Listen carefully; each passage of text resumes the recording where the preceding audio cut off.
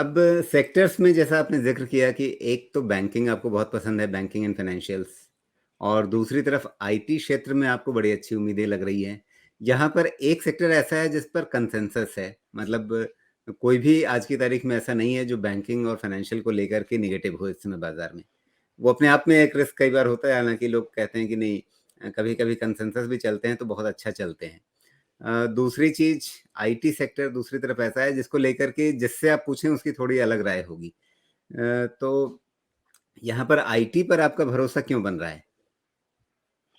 I think जैसे banking में मैंने बताया कि आपका ओवरऑल 14-15% का आपका ग्रोथ निकल के आता है। क्रेडिट साइकिल काफ़ी अच्छा रहने वाला है एंड आई थिंक जो भी आपका क्रेडिट कॉस्ट है या एनपीए साइकिल है वो उसमें कोई बहुत बड़ा आपको डेंट नहीं लगता है कि आपको सडनली एनपीएस बढ़ने वाले हैं। आई थिंक अगर ये समस्या आएगी भी तो ये 2-3 साल के बाद में इमर्ज होगी अगर कहीं पे एक्सेस लर्निंग हुई है। तो ओवरऑल बैंकिंग तो हमें लगता है कि ठीक है एंड क्योंकि ओवरऑल इकोनॉमिक कंडीशन इंडिया की अच्छी है, डोमेस्टिक ग्रोथ अच्छी है, तो बैंकिंग सबसे बड़ा बेनिफिशियरी होता है उस सेक्टर का and so which is why banking.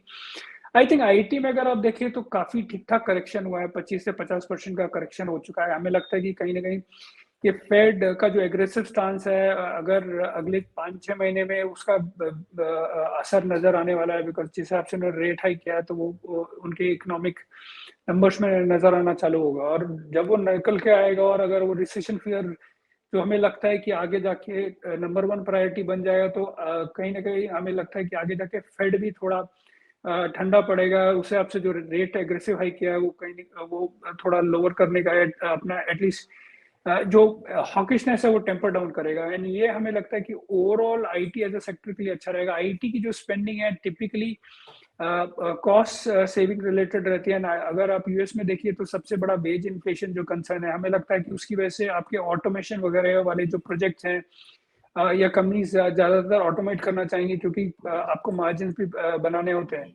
तो आईटी स्पेंड बहुत बहुत ज़्यादा हमें नहीं लगता कि कट होने वाली है और जो इंडियन आईटी सेक्टर के लिए एक रिलेटिवली खराब न्यूज़ नहीं है। तो हमें लगता है कि जो रिस्क है वो काफ़ी ऑलरेडी प्राइसेस में है एंड अगर आगे जाके आपकी आईटी स्पेंड कट नहीं होती है एंड आई थिंक 2-3 लीवर और हैं। एट्रिशन थोड़ा हमें लगता है कि आगे जाके कम होगा। जो सब कॉन्ट्रैक्टिंग कॉस्ट है वो काफ़ी ज़्यादा है, हमें लगता है कि वो मॉडरेट होगा तो वो सब मार्जिन में आपको हेल्प करने वाला है। तो इस हिसाब से हमें लगता है कि रिस्क रिवॉर्ड के हिसाब से IT sector for next 1 year हमें ठीक-ठाक लगता है और हमें लगता है कि ये निफ्टी को आउट परफॉर्म कर सकता है गिवन द फैक्ट दैट कि काफ़ी सारे नेगेटिव्स इसमें प्राइस्ड हैं। जी। तो यहाँ पर अगर मैं आपसे पूछूँ कि इस सेक्टर में सबसे ज़्यादा बढ़िया संभावनाएँ कहाँ रहेंगी? क्या दिग्गजों के साथ जोड़ा जाए जो सबसे टॉप के 4-5 नाम हैं, उनमें दाँव लगाया जाए या ज़्यादा संभावना आपको मिड कैप आईटी में दिखेगी?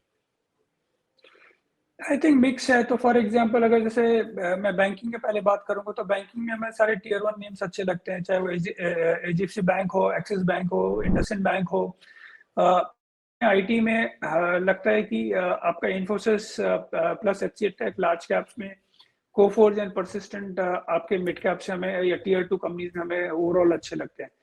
तो आई थिंक हमने जो अप्रोच लिया है लार्जली उधर ही लिया है कि जहाँ पे ग्रोथ कंपनीज काफी या ग्रोथ को लेकर कंपनीज थोड़ी ज्यादा कॉन्फिडेंट है। अभी जैसे कोफोर्ड जैसे कंपनी बात करती है कि कम से कम 20% का ग्रोथ वो देख रहे हैं इस साल में।